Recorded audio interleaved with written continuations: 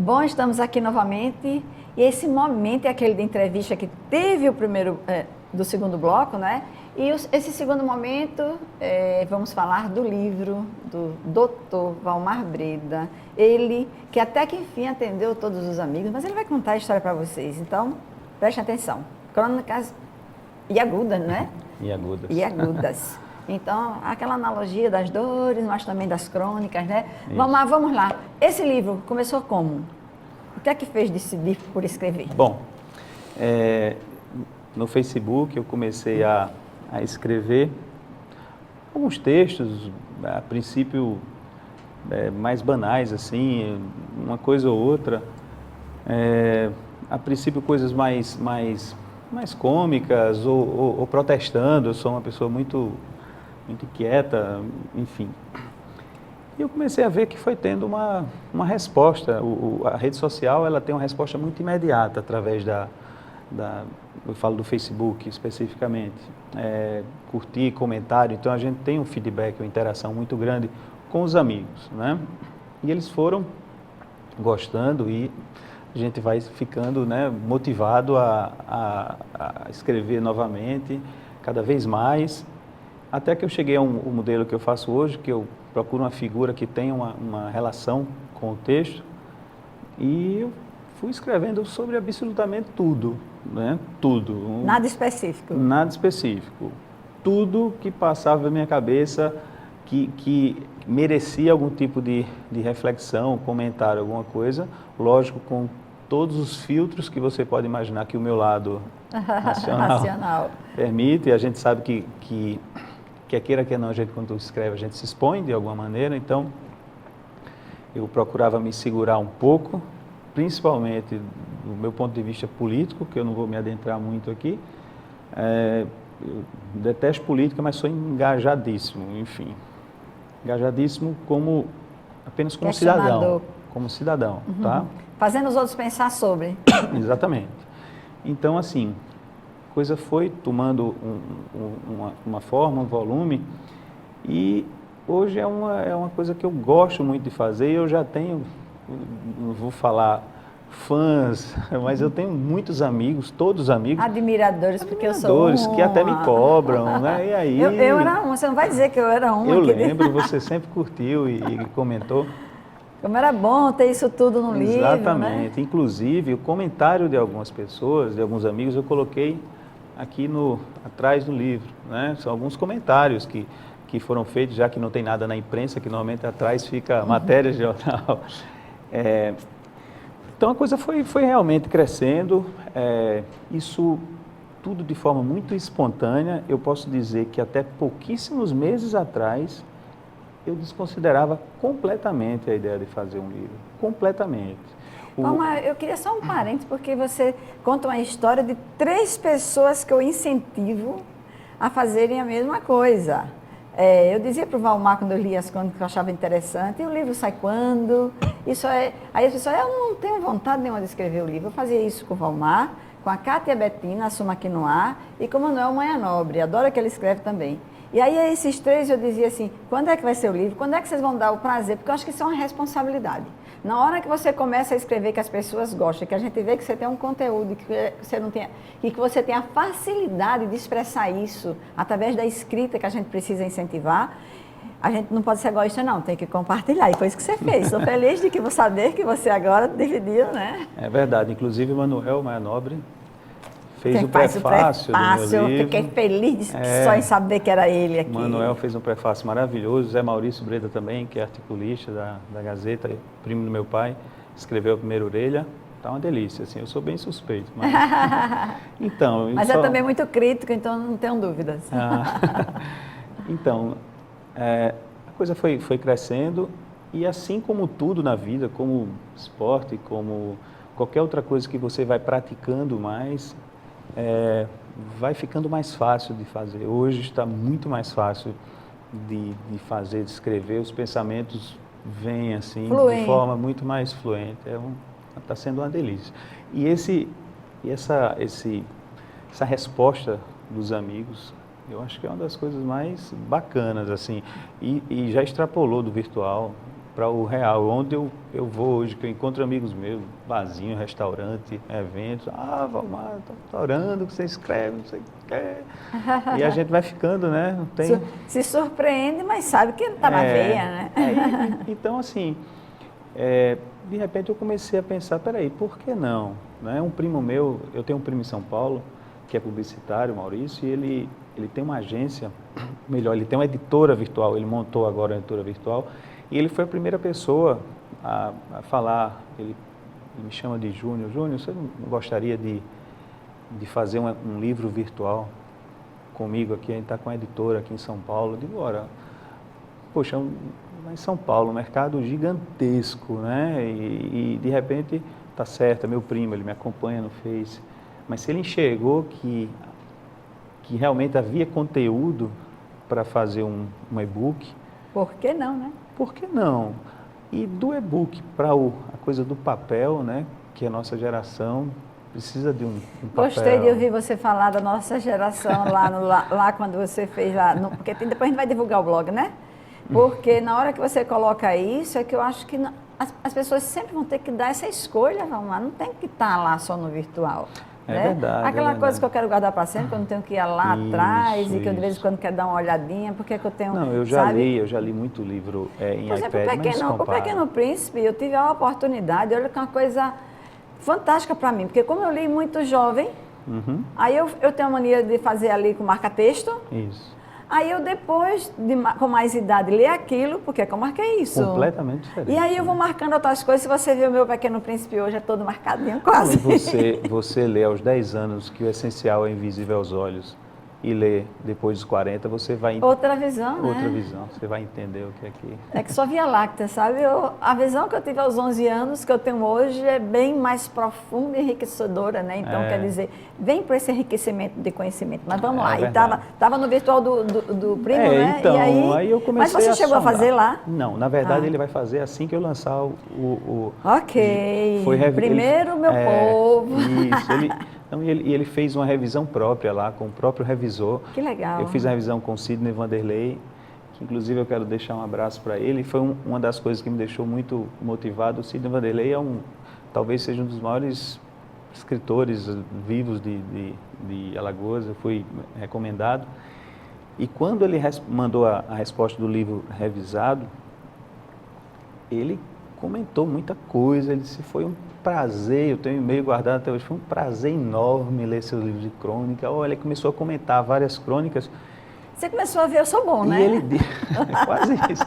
E ele disse, olha, eu nunca comento as revisões que eu faço. Eu nunca comento, porque eu sou apenas um revisor, faço o meu papel. Então ele virou um entusiasta.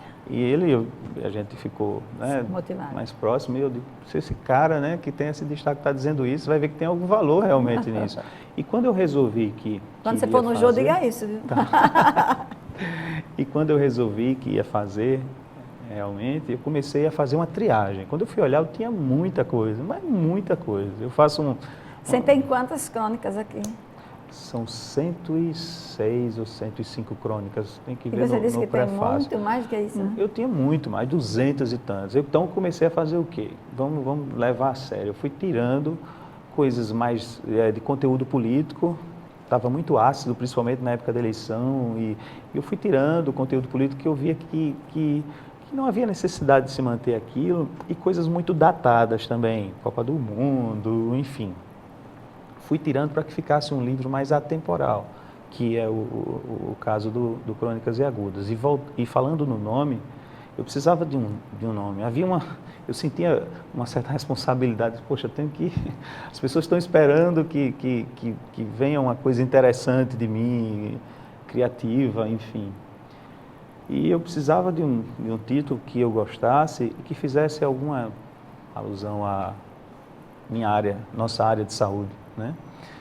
E aí veio a inspiração, sabe Deus de onde, ninguém sabe de onde vem.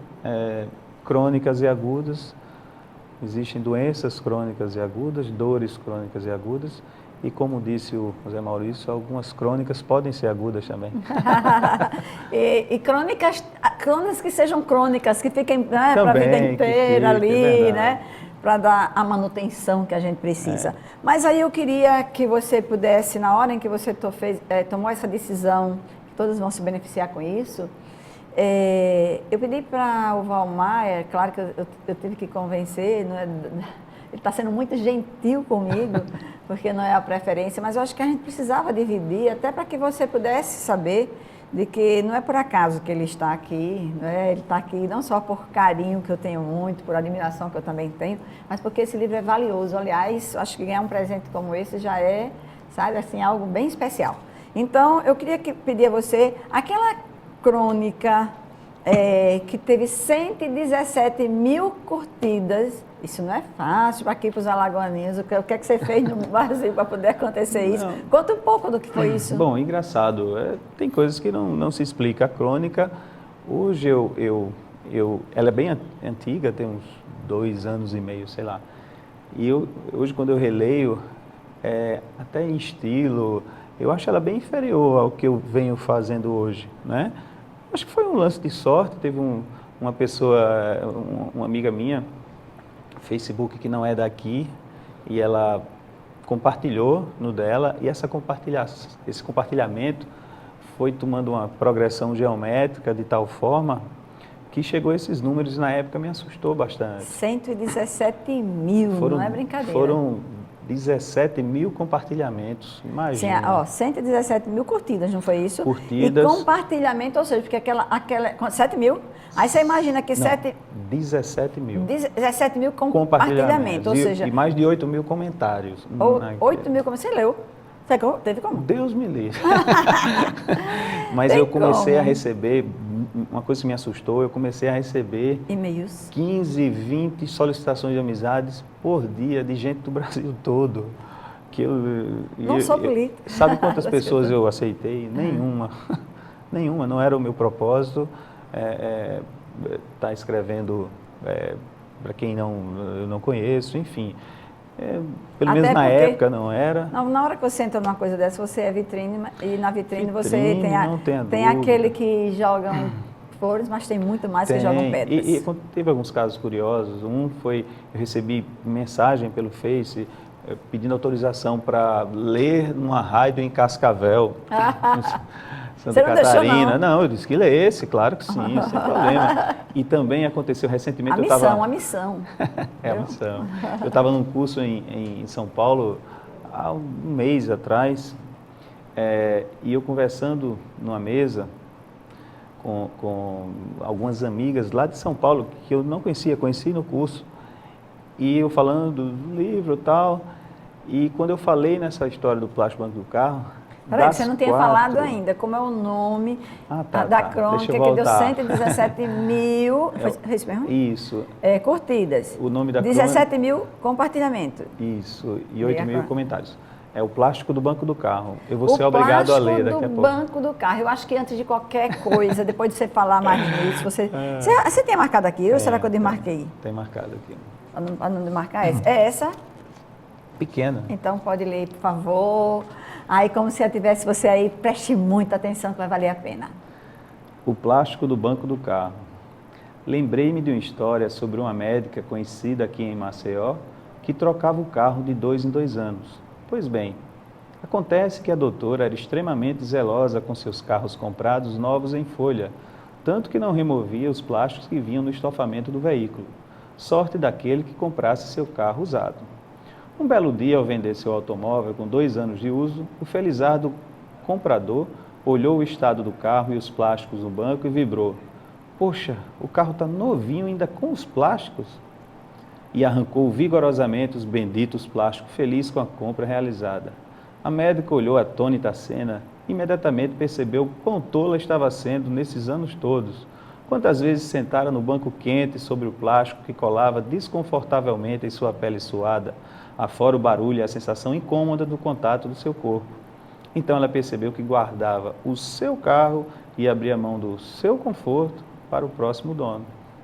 Reflexão dessa história. Quantas vezes damos nosso melhor na rua, no trabalho, com colegas e negligenciamos nossa família e nós mesmos?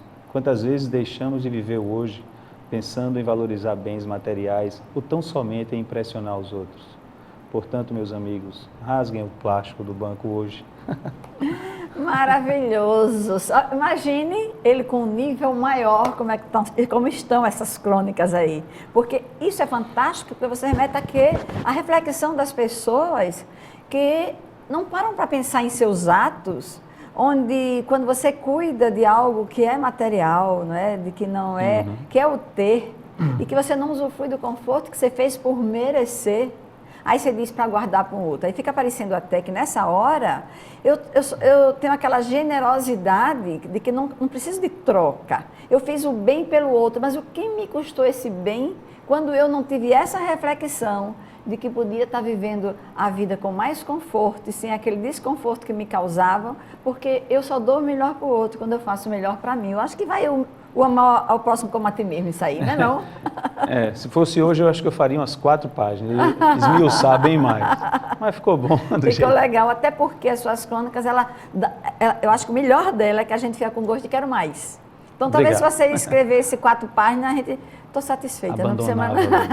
Mas do jeito que você faz, a gente vai esperar o número 2. Obrigado. Mas vamos lá, você teria alguma coisa mais para complementar desta específica, dessa situação que causou tudo isso, nessa crônica? Exatamente. Então, assim, eu acho que você pega um exemplo tão simples, tão bobo, tão prosaico como essa história do plástico do banco do carro, e a gente pode tirar muitas lições disso, né? Muitas lições que a gente guarda o melhor da gente, em vez de viver o momento. A gente está pensando numa manhã que a gente não sabe nem se vai ter, né? Para impressionar o outro, dizer, que legal, você guardou isso para mim, tá tão... Eu acho que tem que... Aliás, isso tem muito a ver com aquelas pessoas que, quando recebem seu diagnóstico, foi o que eu falei no primeiro bloco, não é? Que quando as pessoas, os e-mails que mandaram, que eu escolhi para hoje, sem saber nem que era isso que você ia ler, aquelas pessoas que recebem um diagnóstico do câncer, da metástase, e que diz assim, e agora a minha vida? Acabou. O que é que eu tenho que fazer? Acabou. E aí, quem é que tem certeza de quantos dias teremos? E de que forma serão esses dias em sofrimento, em dores? O que é essa garantia de se eu tiver, e ninguém tem, que se eu passar mais 1 ano, 2 ou 3, isso vai ser com qualidade, vai ser agradável, eu não vou ter pesados sofrimentos, independente da doença que eu possa ou não ter. Nada de plástico do banco, tem que arrancar os plásticos. É a conclusão que a gente chega. Por favor, não guardem os plásticos nos bancos, tirem o furo do conforto, porque quando você comprou aquele carro era isso que você queria, né? É verdade. Então, não esqueçam. Mas aí, você, desse momento aí, que Deus lhe surpreendeu, como você disse, né? E aí você continua escrevendo normalmente, porque você já fazia isso.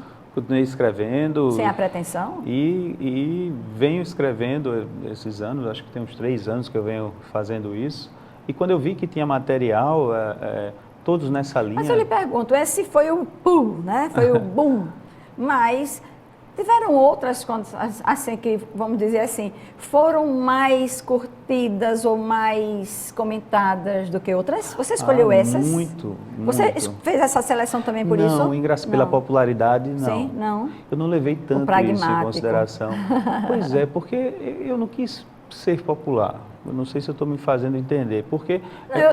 Eu entendo no sentido de que você disse assim, eu quero selecionar, porque agora já que eu tenho que dar, vou dar o meu melhor conforme eu acredito que, né, que é o meu melhor. Exatamente. Mas se a gente falar em na popularidade, quem sabe depois você veja, né, desse lado, quando a gente populariza, a gente também está dizendo assim, poxa, se tem tanta gente gostando disso, por que eu não posso dividir com elas e outras mais? Porque igual aquelas, não é, que foram a maioria, tem muita gente que não teve o acesso de ter o seu Face, o compartilhamento, né, do seu colega. É verdade. Então, nisso aí, em termos do ser humano, Valmar, de dividir o mundo, que eu acho que tem muito do escritor, de poder, aquilo que está dentro de mim, que eu tive o dom, sabe, que me pertence, agora eu não tenho mais esse sentido de pertença, porque eu vou compartilhar e dividir esse dom.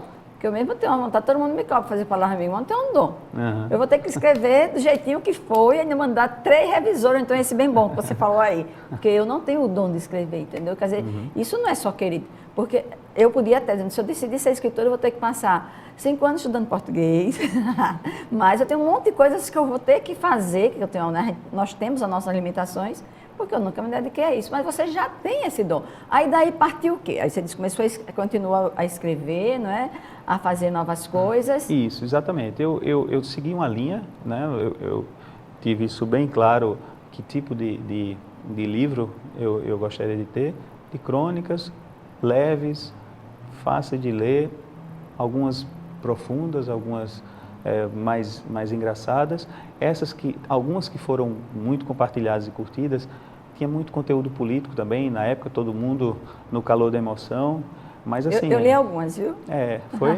Aliás, eu li algumas, não, eu li muitas, eu li todas, porque realmente é assim, como você tem uma convicção muito forte daquilo que você acredita e quer e tal, e as pessoas estavam muito divididas, então você viu, e as pessoas se identificaram muito, aquelas que estavam inconformadas, aquelas que não sabiam os caminhos, aquelas você dizia muito prático, mas o caminho é fácil. Olha, isso aqui, então... Quando você estava lendo hoje aquilo... mostra que eu estava completamente certo. Se fosse palavra, está vendo, se vocês tivessem me ouvido, né? Por aí. Mas como você não é pai de ninguém, você não vai fazer isso, né? Bem que eu disse. Só lamenta, a gente só lamenta. Mas aí eu acho que a gente tem que passar por algumas etapas da vida para a gente aprender. É verdade. Tem que Mas ser. vamos lá. E aí continuou aí, e aí vamos dizer, eu estava querendo muito dividir com as pessoas mais uma crônica. E aí você escolheu uma, vamos dizer porque você escolheu. Bom, é como filho, né? É muito difícil você dizer, escolha um para você apresentar, que você goste mais. Olha, que eu jamais ia imaginar que você tinha 140. Quantos aí? 7. São 100 e quantas crônicas? Sim. Aí, nesse livro. São 107 crônicas. 107 crônicas. Eu não mandei você escolher entre um livro ou entre um filho, porque aí eu ia jamais, Beatriz e Neto, né? O Valmar Neto, nunca jamais, porque são duas coisas lindas, diferentes, identificação, né, de cada um de forma diferente. Mas, em 107 crônicas, aquela que você acha que toca você, que pode tocar as pessoas. Olha, as minhas crônicas são muito pessoais. Então, eu falo muito de mim, na grande maioria delas. Então, eu falo de filho, de pai, da minha profissão, de mãe, de amigos. Então, são muito pessoais, realmente. Então, a grande maioria delas me toca, realmente. Eu escolhi ler uma, mas não foi um unité, mas eu escolhi... A outra você foi racional, essa vai ser emocional? Essa, eu prefiro ler e cada um você tira vamos lá. A conclusão. Leia ela. Foi a página 200. Você parece que botou na olhada aqui, não? Água de beber, coloquei. Certo. Água de beber. Hoje pela manhã, quando cheguei ao clube para jogar tênis, fiz o que faço todas as manhãs. Peguei minha bolsa com as raquetes e a garrafinha d'água e dirigi-me para as quadras. Porém, ao chegar no local, constatei que não havia uma gota sequer no bebedouro, onde eu providencialmente encho a garrafinha antes de começar a jogar as extenuantes partidas. Com uma certa apreensão, fui na direção do outro bebedouro e nada. A falta d'água no clube era total. E agora, pensei, como vou jogar sem me hidratar? Foi quando meu parceiro de tênis me ofereceu um pouco da sua pequena garrafa que havia trazido de casa, cheia de água geladinha. Então ele pôs em minha garrafinha uns 200 ml para que eu pudesse jogar com o mínimo de hidratação possível. Mas como iria ser? Tênis é um esporte em que há um grande esforço físico aeróbico, consequentemente muita perda de líquido. Costumo tomar 2 a 3 garrafas durante a partida. Contudo, naquele instante eu teria que me virar apenas com aquela quantidade mínima. Comecei a jogar já com sede e a boca seca. Entretanto, tentei ignorar momentaneamente a necessidade a fim de concentrar-me na partida. O jogo estava duro e numa parada entre os games sentei-me e segurei a garrafinha com a mão, balançando-a para checar o quanto havia de fato. Fui aproximando os bicos, o da garrafa e o meu, e o contato da umidade em meus lábios me fez sentir um enorme alívio e prazer. Porém, por prudência, apenas molhei minha boca superficialmente, só vendo um único e valoroso gole. Em seguida, voltei a jogar satisfeito. A partida transcorreu normalmente, com cada paradinha sendo cada vez mais valorizada. Só bebia quando estava morto de sede, afinal o calor e o esforço físico estavam me fazendo suar abundantemente. Cada gole, cada hidratação dos lábios, cada gota que descia em minha garganta era um prazer e uma bênção. A inédita e rara, pouca quantidade do precioso líquido era algo incomum em minha rotina. Costumo, além de beber muita água, jogá-la também no rosto e na cabeça. Um verdadeiro desperdício. Ao final da partida, após 1h30 de jogo intenso, percebi algo curioso. Havia sobrado uma certa quantidade de água em minha garrafa. Como assim? Eu achava que não iria dar nem para o começo e, no entanto, além de dar, ainda sobrou. Como hoje em dia, por conta desse hábito recém-retomado de escrever o que penso e sinto, acabei por correlacionar o ocorrido com a vida. Pois é, e não é assim mesmo que acabamos fazendo com tudo em nossa vida? O dinheiro só passa a ser mais valorizado e controlado quando começa a nos faltar? Os dias só começam a ser apreciados quando nos é dado um diagnóstico de uma finitude próxima? Passamos a valorizar mais nossos pais quando os percebemos velhos e doentes? Tentamos correr atrás da saúde perdida somente após um susto qualquer? Tendemos a ser reativos e esbanjadores, a não ser quando sentimos a dureza da possibilidade da perda. O que antes era abundante e agora se mostra raro, passa a ter outras cores, outro sabor, pela simples ideia de ficarmos sem. Quem sabe essa lição da garrafinha não me faça sorver um pouco mais dos meus dias, assim como fiz com a pouca água de que tanto precisava. Quem sabe eu agora passe a prestar mais atenção ao toque da umidade em meus lábios, assim como as relações entre família e amigos. Cada gole, cada dia devem ser vividos e sorvidos com sutileza e intensidade. Todavia, isso não nos impede, volta e meia, jogar uma boa água no rosto e na cabeça. Mas para isso é bom antes checarmos como está a água do bebedouro. Coisa linda, muito bom. Realmente a gente dá vontade sempre de ler mais. Muito obrigada, viu, Valmar? Acabou já. É seu. Você, muito Obrigado. obrigada. Eu estou muito feliz de saber que eu sou uma das primeiras, né, a receber, né? Com certeza. Minha mãe, e agora você. Eita! Eu peguei ontem. E os seus pais são as coisas lindas que eu queria mandar um beijo, um abraço muito grande, porque eu os conheço E falar há muitos do anos, dia né? do lançamento, né, também. Sim, o dia do lançamento, por favor. E Tá. onde, Valmar? O lançamento vai ser dia 21, próxima terça-feira, das 18... Estou arrasada, porque eu não vou estar aqui, vou estar viajando. Uma pena. Das 18 às 21 horas, lá no Memorial da República, que fica na Praia da Avenida. Muito lindo. Em frente ao Coreto do Jaraguá. Então, Será estão todos convidados. Dia 21. 21, terça-feira, próxima terça, 18 às 21 horas. Como a gente vai colocar um telefone aqui embaixo, as pessoas vão estar lendo e tudo mais, então quem não gravou ele dizendo, só é ler aqui embaixo que vai estar passando, viu? Pode falar o preço do livro? O preço, não? Pode dizer, é um preço realmente simbólico, bom. Custa menos de $10, R$30. Gostei do mesmo. Eu fiz um livro não para ter um monte de cópia em casa, mas para ser lido realmente, né? É um grande presente. Eu queria muito agradecer a você, Ivan. Foi um Obrigado. programa muito interessante. Eu fico muito feliz de poder ajudar as pessoas, sabe, a ter a oportunidade de saber o que escolher e de aprender, que é assim que a gente trabalha aqui na TV Mar, nesse programa Palavra Amiga, né? Sempre nessa divisão em que as pessoas gostem do que estão vendo e ouvindo. Muito obrigada, viu? Obrigado a você. É um prazer lhe ver mais, né? E sempre. Um beijo.